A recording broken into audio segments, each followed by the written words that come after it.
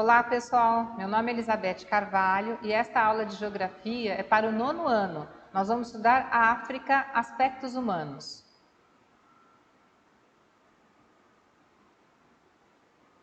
Essas 4 fotografias mostram a grande diversidade étnica que nós encontramos no continente africano. A foto do canto superior esquerdo, nós temos uma moradia no Benin, à direita uma pintura tribal ali da Etiópia, e a foto do canto inferior esquerdo, as mulheres da tribo Maasai, que ocupam ali parte da Tanzânia e do Quênia, e na foto do canto inferior direito, nós temos uma tribo Swazi, que tem tanto na Suazilândia quanto na África do Sul. Tá? Nesse outro mapa, você pode ter ideia, né, de quão variado, né, quantos grupos étnicos nós encontramos no continente africano. No entanto, esses grupos étnicos, eles não estão igualmente distribuídos sobre os países africanos. E essa questão tem a ver com a Conferência de Berlim, com a partilha da África, com o estabelecimento de fronteiras artificiais. Se você lembrar, né, no século XIX, várias potências europeias estavam se industrializando e precisavam de mercado consumidor, de matéria-prima, né, e até mesmo de mão de obra. Então, eles se reúnem em Berlim, em 1884, na verdade foi um congresso que durou até 1885, para fazer a partilha da África. O que é essa partilha da África, né? Eles vão dividir o continente entre as maiores potências e estabelecendo fronteiras artificiais. Nesse estabelecimento de fronteiras artificiais, não houve a preocupação se eles estavam agrupando, né, grupos étnicos que eram rivais ou separando povos que tinham alguma identidade em comum.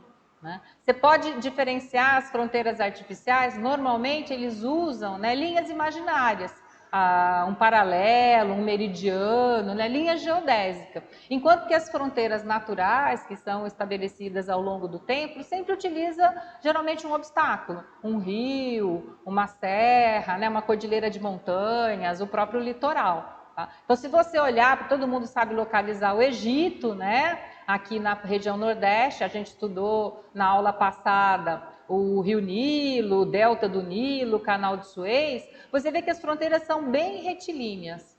Né? E mesmo após os processos de independência, que a maior parte dos países africanos ficaram independentes após a Segunda Guerra Mundial, principalmente na década de 60, houve a manutenção dessas fronteiras artificiais. Nesse mapa também, a gente pode ver, né, que a maior parte dos territórios ficaram ou com a Grã-Bretanha, que são os territórios aí pintados de rosa, tá? Como a Uganda, a Rodésia do Sul, a União Africana, que depois dá origem à África do Sul, ou ficaram com a França, como é o caso do Marrocos, da Argélia, da Tunísia, né, de vários países aí da África Ocidental. Né? Porções menores ficaram com a Alemanha, a Itália, que é o caso da Eritreia e da Somália, né? Mesmo Holanda, aqui na África do Sul, né? Bélgica, a região central aqui, que hoje boa parte aí é a República Democrática do Congo, era uma fazenda do rei Leopoldo e depois se tornou uma colônia belga e, posteriormente, o Congo belga, também chamado de Zaire antigamente. Tá? Sobre o crescimento populacional do continente africano. A espécie humana, ela demorou, só no século XIX é que nós vamos atingir aí o primeiro bilhão. Né? E aí, a partir do século XX, a gente tem uma explosão demográfica. Você pode ver a curva aqui, né? A partir de 1900, há uma grande ascensão aí no número, né, de habitantes. No caso da África, a gente fala que ela teve uma evolução atípica. Por que atípica? Porque aqui, ó, entre 1750 e 1850, enquanto as outras regiões a população foi aumentando na curva, o continente africano diminuiu. Por que isso ocorre? Por que há essa queda, né, no número de habitantes, esse decréscimo populacional no continente africano? Isso se deve à escravidão. Né? Milhões de africanos foram capturados, escravizados e trazidos para trabalhos aqui na América. Tá? Muitos deles morriam, né, no próprio caminho. Tá? Então, isso afetou a população masculina adulta, isso afetou a reprodução, fora a própria retirada, né, de habitantes africanos. Depois, com a proibição do tráfico negreiro, a população volta a crescer e a gente vê aí, né, principalmente aqui no século XXI, o continente africano é que vem demonstrando os maiores crescimentos vegetativos no planeta, junto com o sul da Ásia. Tá?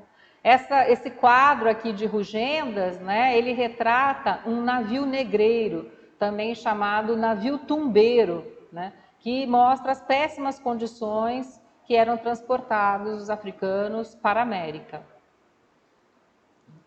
Nessa tabela, nós temos indicadores populacionais como o crescimento vegetativo. Você deve se lembrar que o crescimento vegetativo, também chamado crescimento natural, é a diferença entre a taxa de natalidade e a taxa de mortalidade. E na outra coluna, nós temos a taxa de fertilidade, que é o número de filhos por mulher em idade fértil, que nós vamos considerar aí de 15 a 49 anos. Então, da década de 1980 e com projeções até 2050, a gente pode ver que pelo menos até 2040 o crescimento vegetativo africano fica muito elevado. Então, a tendência no continente africano é da população ainda crescer muito, enquanto outras regiões, como por exemplo a Europa, alguns países apresentam um crescimento vegetativo negativo, ou seja, a mortalidade, embora baixa, ela é maior que a natalidade. Tá? Na África, não, a natalidade é muito elevada e a mortalidade vem caindo. Então, isso faz crescer, né, o crescimento vegetativo. A gente vê que ele está caindo, né, desde a década de 80, mas ele ainda é muito alto. E o número de filhos por mulher, você vê que em 1980 eram mais de 6 filhos por mulher. Né? Ele também vem caindo, mas ainda é muito elevado. Né? As estatísticas falam que para uma população se manter, teria que ser de 2,1, né? 2 filhos mais um percentual para garantir que muitas vezes os indivíduos morrem antes de chegar na idade adulta reprodutiva. Então você tem que ter uma margem aí para garantir que a população permaneça, tá? O mesmo número. Essa pirâmide etária é uma pirâmide etária da Etiópia. Ela é tipicamente uma pirâmide de país subdesenvolvido. O que uma pirâmide etária mostra? Ela tem aqui distribuído, né, os homens, estão em azul, as mulheres em vermelho, e ela te diz 3 indicadores. A base, ela fala sobre o índice de natalidade, dá para ver aqui, ó, que o índice de natalidade é elevado, porque a maior fatia é de 0 a 4, né? O corpo da pirâmide fala sobre o índice de mortalidade, dá para ver que o índice de mortalidade também é elevado, porque a cada faixa etária ela vai diminuindo rapidamente, ó, vai se estreitando. Tá? E o topo da pirâmide, o ápice da pirâmide, fala sobre a taxa de expectativa de vida. Quantos anos um recém-nascido pode esperar viver. Né? E ela afina muito, o topo é muito fininho, ó, muito estreito. Esse estreitamento aqui indica que a expectativa de vida no continente africano, no caso aqui na Etiópia, né, é muito baixo. Tá? Então, tipicamente uma pirâmide etária de país subdesenvolvido. Esse outro mapa mostra a distribuição da população pelo continente africano. Quanto mais escuro aqui as áreas, maior a densidade demográfica. Então, nós temos aqui as áreas que estão em marrom como o Baixo Nilo. A gente costuma dividir o rio próximo à nascente, que é aqui no Lago Vitória, como eu mostrei na aula passada, o rio Nilo corre para o norte. Aqui a região próxima à nascente é chamada de alto curso. Tá? Depois aqui no Sudão, entrando no Sudão do Sul para o Sudão, o médio curso. E no Egito, né, próximo a Foz, o baixo curso do Nilo. Então, o Baixo Nilo é a região de maior densidade demográfica, ó, onde estão cidades como o Cairo e Alexandria. O Cairo é a segunda maior cidade, né, a cidade de maior população absoluta da África, do continente africano. A primeira é Lagos, na Nigéria, que está com o número 1 aqui, ó, com mais de 17 milhões de habitantes. Tá? Essa região aqui do Golfo da Guiné, da África Ocidental, você pode ver também que está com bastante coloração escura. Também é uma região densamente povoada. Fora o Baixo Nilo, o Golfo da Guiné, nós temos as regiões dos lagos na África Oriental. tá? É uma região de solos férteis, isso propiciou aí uma maior concentração demográfica. Temos também aqui ao norte da cadeia do Atlas, na região do noroeste da África, uma região conhecida como Maghreb, vai pegar aqui o litoral do Marrocos, o litoral da Argélia, até o litoral da Tunísia, que é uma região de clima temperado mediterrâneo, com solos mais férteis, né? Um clima mais favorável à agricultura. Isso também favorece a fixação da população. E depois aqui no sul da África do Sul, né? Região da cidade do Cabo e também nessa região sudeste aqui banhada pelo Oceano Índico. Essas são as regiões de maior concentração, né? E nós temos aqui uma tabela com as maiores cidades. Lagos na Nigéria, como eu já falei, Cairo no Egito, tem ainda Joanesburgo, que é uma das capitais da África do Sul. A África do Sul tem 3 capitais, né? Cada um dos poderes, né? O executivo, o legislativo e o judiciário estão separados em cada uma das 3 capitais, né? Tem Kinshasa, que é a capital da República Democrática do Congo. Também, todas essas 4 cidades têm mais de 10 milhões de habitantes, que é o que a gente chama de megacidade. Então, a gente verifica uma tendência, né, de surgir essas grandes cidades, cidades com mais de 10 milhões, no continente africano, que ainda tem muitos países que a população ainda está no campo, então ainda vai migrar para a cidade, eles ainda não completaram o êxodo rural. A origem dessas cidades. Muitas cidades tiveram origem como feitorias, né? Lá no período das grandes navegações, as potências como Portugal, Espanha, eles estabeleciam entrepostos comerciais no litoral do continente africano, né? Estabelecendo feitorias. E essas cidades, essas localidades acabaram evoluindo, né, para cidades portuárias, têm uma importante função comercial hoje em dia, como é o caso dessa foto aí que está mostrando a capital de Angola, que é Luanda. Luanda foi fundada em 1576, né, por colonizadores portugueses. Tá? Essa outra imagem já mostra a capital da República Democrática do Congo, dá para ver ali o Rio Congo, né, antigamente chamado Rio Zaire, é um clima quente e úmido aqui nessa região. Tá? Como eu disse, essa região onde hoje a República Democrática do Congo foi uma fazenda do rei Leopoldo e depois tornou uma colônia belga. Tá? Também tem uma importante função administrativa e comercial. Tem também algumas poucas, né, cidades industriais. Essa foto aqui está mostrando Dar es Salaam, na Tanzânia, no Oceano Índico. Tá? Também é um importante ponto aí, um centro econômico, político, administrativo. Os chineses vêm investindo bastante no continente africano, né? Construindo grandes obras de infraestrutura, de abertura de estradas, né? De ferrovias, e equipando e melhorando os portos africanos, porque eles precisam das matérias-primas, né? Do continente africano. O norte da África, a gente verifica uma grande influência árabe e islâmica, né?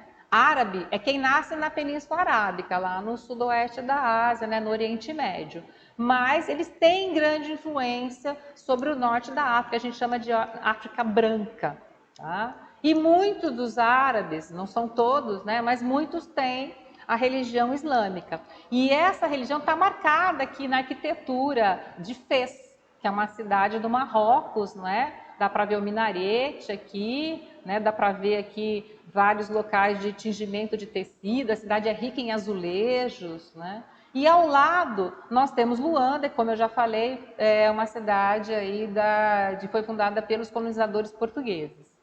Tá? Então já mostra mais uma influência mais europeia. Tá? Com relação à urbanização, ou seja, quando a população da cidade cresce mais que a população do campo, nós temos que o continente africano não é um continente muito urbanizado. Né? Em média, 54% da população, isso são dados de 2017, moram em cidades. Né? Então, nós temos aqui países, e essa urbanização é muito precária. Se você olhar na tabela, né, nós temos aqui o Sudão, 91,6% da população morando em favela. Então, essas cidades vêm crescendo muito rapidamente, mas sem receber investimentos, né, em infraestrutura. o que ocasiona esse grande crescimento. Madagascar, né, 77,2%. Na República Democrática do Congo, 74,8%, né, da população vivendo em favelas. E várias outras, Malawi, Burkina Faso, Libéria. Né, a Libéria foi um país que recebeu muitos escravos norte-americanos, daí o nome, Libéria. Tanzânia, mais da metade da população, né? Então são vários países aí com um índice muito grande de favelização. Esse outro mapa aqui mostra a taxa de mortalidade infantil. A mortalidade infantil, se você olhar na tabela, é expressa em por mil, porque ela trata do número de crianças que morrem antes de completar um ano para cada 1.000 nascidos vivos naquele ano. E ele é um importante indicador de saúde. Então, quando eu olho na Somália, né, eu tenho aqui 94,8% por mil. Né? É muito elevado isso, para você ter uma ideia, né? O Japão é menos de 3 por mil, Cuba é 4,6. Né? No Brasil vem caindo bastante, mas nós estamos ainda acima de 13%, 13 por mil. Precisa cair mais ainda a mortalidade infantil. Né? Guiné-Bissau, 85,7%, Chad, 85,4%. Toda essa região mais escura, né, apresenta a elevada mortalidade infantil. Agora, você vê que Egito, Líbia, Tunísia, Marrocos, mesmo o Saara Ocidental, né, são países aí que já apresentam os melhores, embora não sejam bons, mas são os melhores índices de mortalidade infantil do continente. Esse outro mapa mostra a expansão do islamismo. O islamismo ele tem origem aqui na Arábia Saudita, no Oriente Médio, e ele se expande, né, para o sul da Ásia, para a Ásia Central, em direção à Europa, e também cresce aqui do norte para o sul da África, e acaba entrando em choque com outras culturas, né? Porque as tribos africanas, muitas delas são animistas. Tá? E também muitos países tiveram uma colonização, né, com religião cristã, tanto católica quanto protestante. Esse avanço do islamismo, que é a religião que mais cresce no mundo, acaba gerando vários choques, né, entre tribos, já agravando um problema que já tinha uma rivalidade étnica e agora nós temos uma rivalidade religiosa. Vamos ao nosso teste 1, né? Observe a pirâmide etária da Somália. Você tem aqui uma pirâmide etária, né, mostrando a base larga e um rápido estreitamento. Vamos ler. A pirâmide etária da Somália permite a interferência de alguns dados sobre a configuração democrática do país. Pirâmides com esse formato evidenciam a necessidade prioritária de a. Direcionar investimentos vultosos para o setor previdenciário. B. Elaborar políticas públicas para incentivar a natalidade. C. Direcionar investimentos para a educação e a profissionalização. E D. Garantir a manutenção da população economicamente ativa. Se você quiser refletir, você pode pausar e depois você dá continuidade. Eu já vou dar a resposta. A está errada. Direcionar investimentos vultosos para o setor previdenciário. Setor previdenciário eu preciso investir mais quando eu tenho muitos idosos, o que não é o caso aqui da pirâmide da Somália, que a expectativa de vida é muito baixa. Tá? A B, elaborar políticas públicas para incentivar a natalidade. Não, a natalidade já é elevada. Você pode ver que a faixa etária, né, a maior faixa etária aqui é de 0 a 4. Então, não precisa de política pública para incentivar a natalidade. Quem incentiva a natalidade é a Alemanha, a Dinamarca, né? Mesmo assim, eles não estão conseguindo muito, não. C. Direcionar investimentos para educação e profissionalização. Essa é a alternativa correta. Porque se eu tenho uma população jovem, como mostra essa pirâmide etária, que a base é mais larga, eu preciso ter investimento em educação, eu preciso formar bons profissionais para o futuro. A D também está errada, garantir a manutenção da população economicamente ativa. População economicamente ativa, PEA, é a parcela da população que participa do mercado de trabalho, estando ou não empregado. Pode estar desempregado, mas se eu estiver procurando emprego, eu sou PEA. Tá? Eu não preciso garantir porque eu vou ter aí uma grande oferta de mão de obra à medida que esses jovens, né, forem entrando no mercado de trabalho. Então, a correta é a alternativa C. E meu outro teste, né? Até 2025, a África terá 656 milhões de pessoas vivendo em cidades. É aquilo que eu estava falando para vocês. Ainda haverá um grande crescimento das cidades e os países não vêm investindo em políticas de moradia, de melhoria, de infraestrutura dessas cidades. Vamos ler o texto. Até 2025, 178 milhões de africanos passarão a morar em cidades. A área total que será acrescida à malha urbana do continente equivale ao território da Nigéria. Os dados são de um novo relatório do Banco Mundial. Para a agência da ONU, o cenário exige investimentos públicos mais eficientes e a busca por outras fontes de financiamento. Em Dar es Salaam, na Tanzânia, por exemplo, pelo menos 28% dos habitantes dividem um quarto com outras 2 pessoas. Em Abidjan, na Costa do Marfim, a proporção chega a 50%. Em Lagos, na Nigéria, 2/3 dos indivíduos vivem em favelas. O quadro urbano atual da África é problemático.